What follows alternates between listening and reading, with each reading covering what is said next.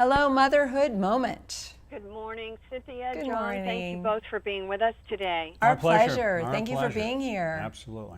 Cynthia, you had this great role in fame when you were hit with complex regional pain syndrome. Yes. What's it been like dealing with chronic pain for more than 30 years? My goodness, it has turned my life inside out, upside down.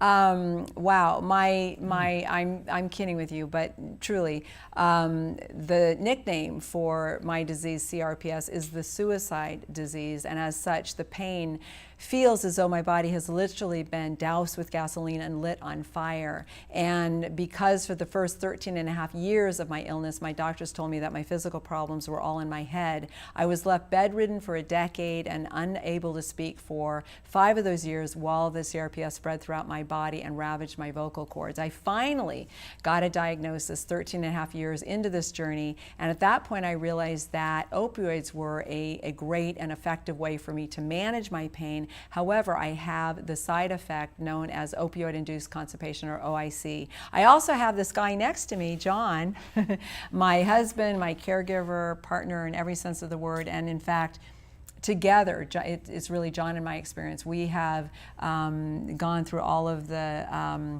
pain scenarios, I think, over the past 32 years together. And in fact, after I realized that for my OIC laxatives and natural remedies did not help my symptoms, it was John who encouraged me to go and start the OIC dialogue with my doctor, and that's how I found relief. Thank you, John. You're welcome. Anytime. I'm here at your service. Let me ask you, Cynthia, just your daily struggles. What are some of the daily struggles that you face having opioid-induced constipation, better known as OIC? And you've talked about how it impacts your life. How about your daily struggles?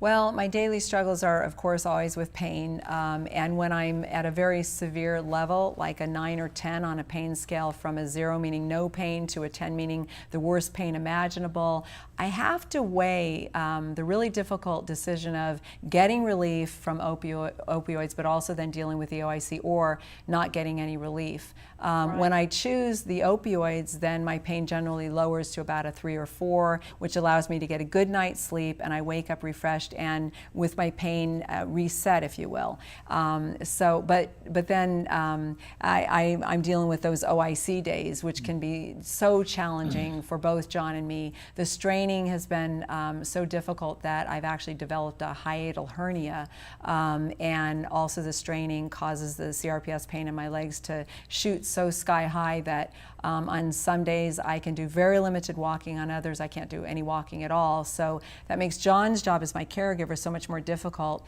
because he has to not only be my legs for my normal, household and work activities, but also getting me to and from that bathroom time and time again, or bringing that bathroom to me. So it's a supreme challenge.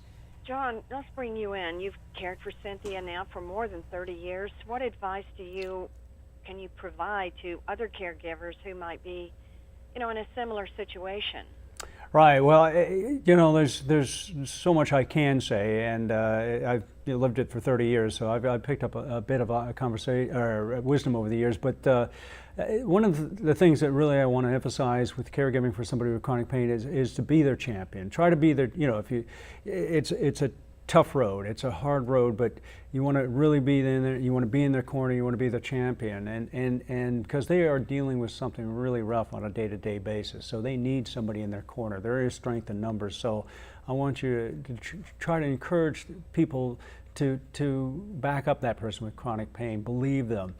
Encourage them to talk open and honestly about all their problems regarding pain. Be supportive of that, including OIC, because it's again, it's one of those problems, constipation. Oh my God, nobody wants to talk about this sort of thing. It's humiliating. It's it's something to be shameful. It's it's something to do with that part of the body, but it's really something to be open and honest about, because it is a serious problem. It needs to be addressed seriously, because it can take a full plate of chronic pain problems and just tip that plate over. So so when they go to see their doctor, encourage them to talk about it.